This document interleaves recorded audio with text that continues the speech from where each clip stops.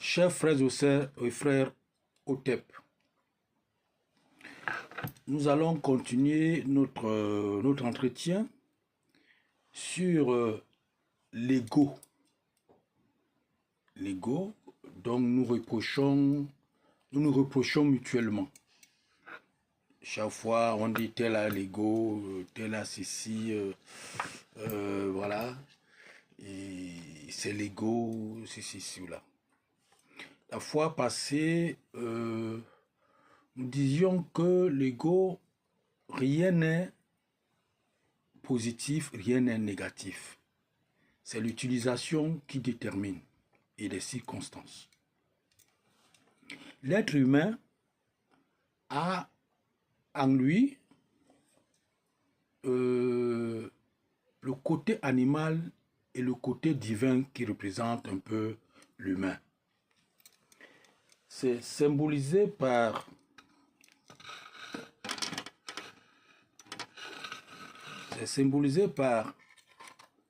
voyez un peu cette figure. Le côté animal et le côté humain. C'est la gestion, c'est le yin et le yang. Ce qui chauffe et ce qui est refroidi. Hein, l'humide et le sec. Le froid et la chaleur. Alors, à travers un travail bien accompli, un processus qui est connu depuis nos ancêtres. Parce que les gens pensent que c'est des écoles ésotériques et autres qui ont commencé à enseigner la transformation, la transfiguration.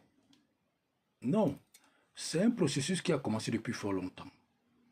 Depuis même que l'homme a, entre guillemets, a chuté. Parce qu'il y a eu directement un processus pour sa réintégration dans l'harmonie divine. Alors, ce processus a été toujours et reste, n'est-ce pas, la voie royale et sacerdotale.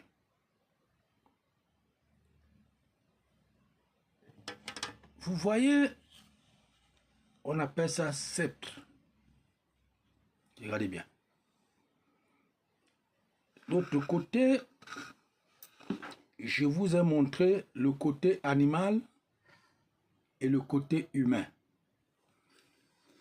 Quand quelqu'un a travaillé très bien ce processus, regardez bien, il a maîtrisé l'ego, le côté animal. Vous voyez bien que l'animal est derrière, en laisse, comme quelqu'un tient un chien. Ça, c'est le 7e chakra. On appelle chakra coronal, au sommet de la tête, qui est, n'est-ce pas, comme une sorte d'entonnoir qui nous permet d'être en communication, en communion avec l'autre royaume. Quand c'est établi, et vous commencez un travail d'ensemencement. Vous voyez, ça c'est aussi une sorte de sceptre, et avec la forme du phallus. Phallus, pour ceux qui ne comprennent pas, du pénis,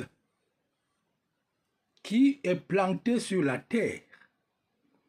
Donc, la terre qui représente la matrice, la mère nourricière, la mère qui est reproductrice. Donc, l'ensemencement, c'est que vous utilisons le mot, vous éjaculez, donc vous mettez votre sémence dans la terre, qui est chargée comme la graine, vous mettez dans la terre, et elle est chargée de son développement. Et quand vous le faites, vous le bénissez. Chez nous en Afrique, on appelle ça chasse-mouche. Ça sert à bénir. Vous bénissez ce travail. Parce que cette force de bénédiction vous vient depuis le Très-Haut. Par le cinquième chakra qui est en communication avec l'autre royaume. Cela ne veut pas dire que l'ego est mort. Mais maintenant, on l'utilise à des fins utiles. L'ego est utilisé à des fins utiles. Parce que les gens qui disent il y a trop d'ego, il fait ceci, l'ego. Non. Il faut tuer l'ego. Non, on ne tue pas l'ego. On le maîtrise. On le maîtrise. Vous voyez bien, l'ego est en laisse ici. C'est l'animal. C'est en laisse. Ce n'est pas tuer. Donc, en temps utile, on l'utilise. Parce qu'il y a des moments où il faut la force. Pour, par exemple, comme dans une forêt, il y a des arbres très durs, très forts. Il faut une force pour les casser, les couper. Alors, on utilise l'ego. Mais là, à des fins utiles. Cela ne veut pas dire qu'on l'a tué. On l'a maîtrisé tout simplement. Donc, ce processus est un processus qui date depuis que l'être humain a chuté. Pour sa réintégration dans son royaume initial. Vous voyez que nos ancêtres le savaient. Je vous ai bien montré, quand on est encore en état brut, vous voyez comme l'ego montre ses dents. Et là, le côté est calme. Par contre, l'autre côté est violent. Et ça s'explique même dans la vie active. Ceux qui n'ont pas encore compris pourquoi il existe sont à l'image là. Mais ceux qui ont compris, qui ont entrepris le processus où l'ordre est donné, allez et multipliez-vous, remplissez la terre. Voilà le travail. Et quand vous n'avez pas encore atteint ce niveau, vous ne pouvez pas faire ce travail d'une manière digne et vraiment authentique. J'ai dit bien, regardez très bien. Vous voyez, ça a la forme du phallus qui pointe à la terre. Donc cela veut dire que l'homme qui va vers la femme, il laisse la semence à l'intérieur de la femme qui va accoucher un enfant, qui va concevoir et y accoucher un enfant. C'est-à-dire que c'est valable sur tous les plans. C'est valable sur tous les plans. C'est-à-dire l'être humain, c'est lui qui a compris, qui est en contact direct avec l'autre royaume, est chargé de prêcher, est chargé d'annoncer, de réveiller les autres, de les orienter, de les rappeler le pourquoi ils existent et le comment ils doivent faire pour qu'ils réintègrent leur dignité divine. Donc, on dit à tort, oh, il y a le moi, c'est le moi. Non, il faut tuer le moi. Moi, j'ai fait des écoles ésotériques.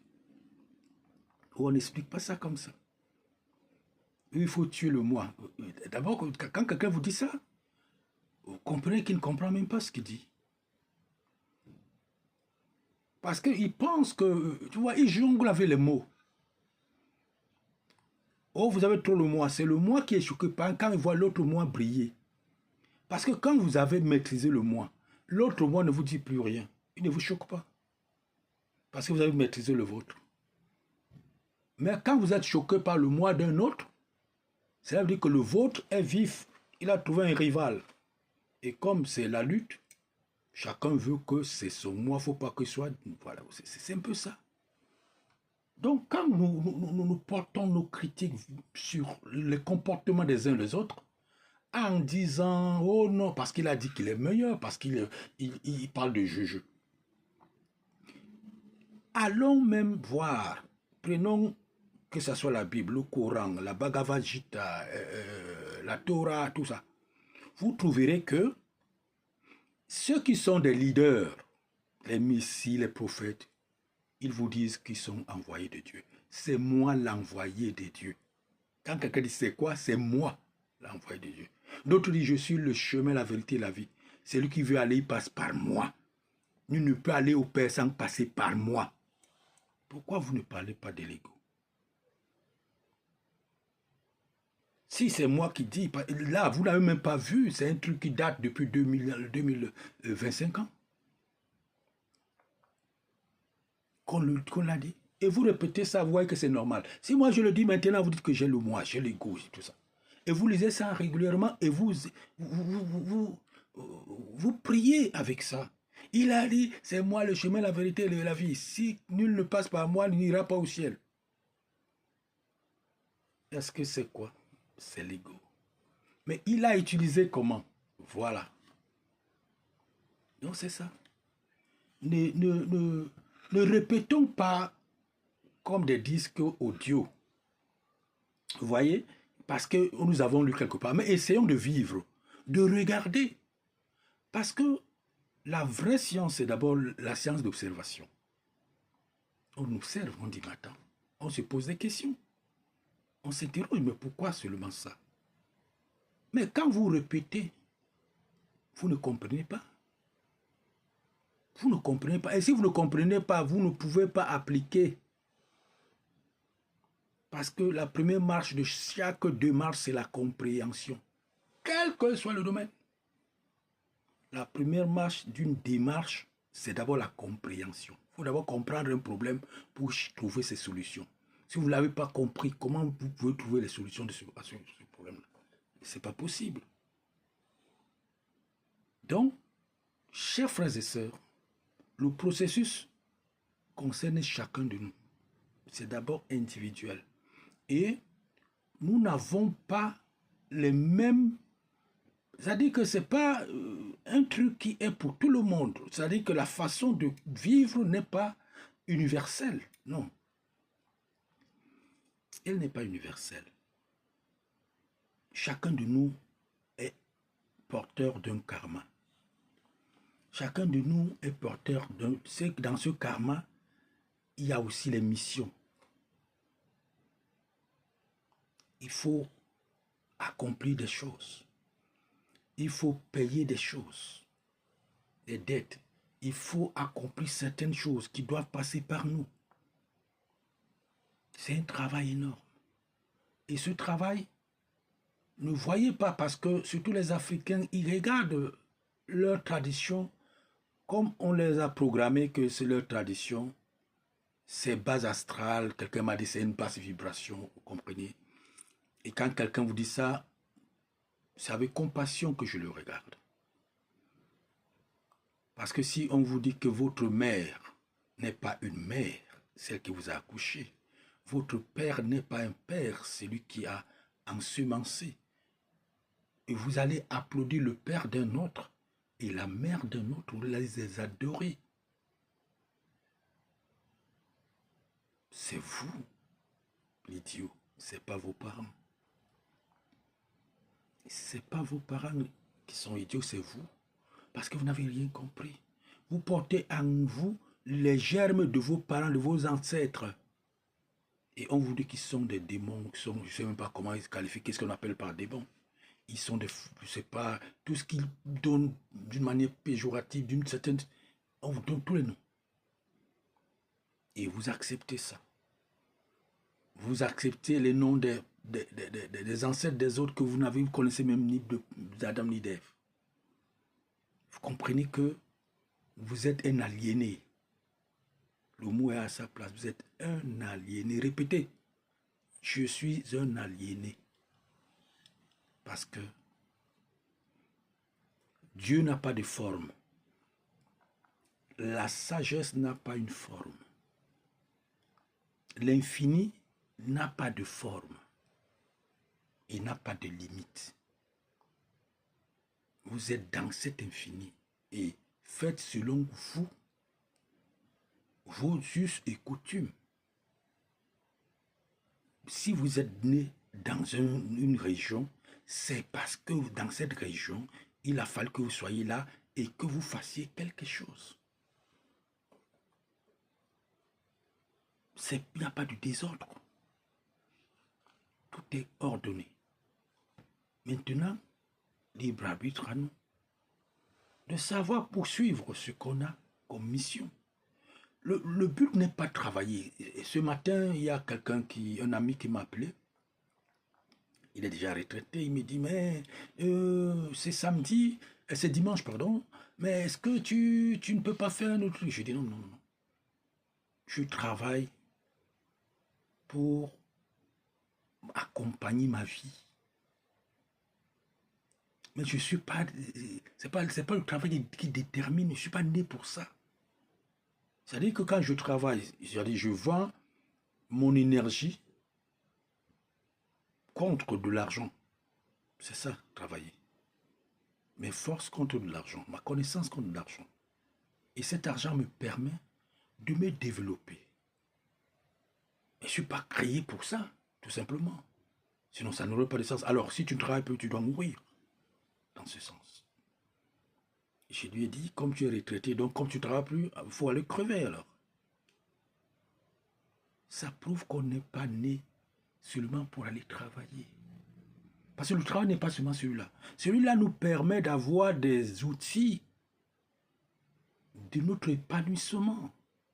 Des outils qui nous permettent de faire un travail qui est celui-là, nous fait entrer dans cet infini d'une manière, nous le sommes déjà, mais d'une manière consciente. Parce que la sagesse, la lumière, tous ces noms-là, c'est ce qu'on appelle l'infini. Et l'infini, c'est Dieu. C'est pourquoi on ne peut pas il n'a pas de nom. On lui donne des noms comme ça pour dire quelque chose. Pour exprimer, pour qu'on ait une idée de quelque chose. Mais l'infini, on ne peut pas le limiter, on ne peut pas le maîtriser, puisqu'il est infini. Et comme nous sommes dans cet infini, nous devons être conscients que nous sommes dans l'infini.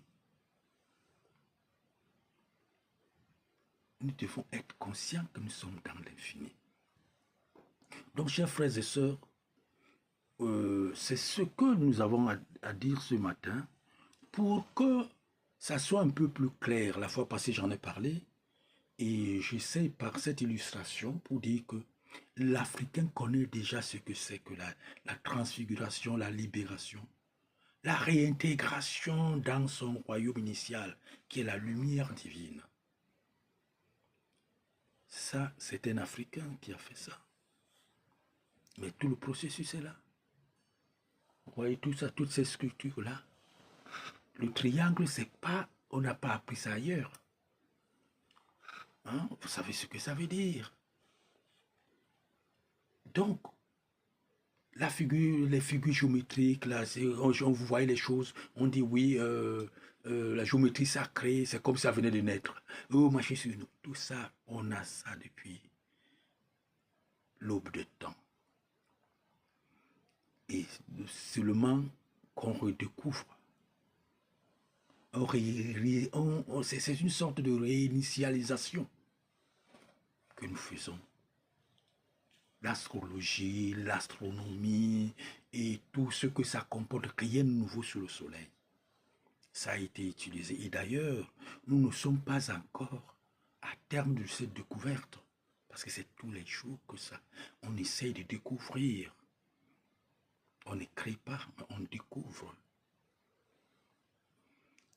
Sur ce, je vous souhaite, chers frères et sœurs, beaucoup de force, beaucoup de courage, une ouverture d'esprit, et que cette lumière qui réveille tout en nous, parce que nous sommes des microcosmes, dans des petits mondes, dans le macrocosme, et que ensemble, en synergie avec le grand macrocosme, d'une manière consciente, nous avançons pour que l'ordre, allez et multipliez-vous, allez ensemencer la terre, soit un travail de tous, un devoir devoir pour tous. Ce n'est pas la Bible qui a écrit ça. La Bible a plagié ça depuis. Ce n'est pas d'aujourd'hui. Ce n'est pas un problème de communauté religieuse, catholique, chrétienne, musulmane, voilà,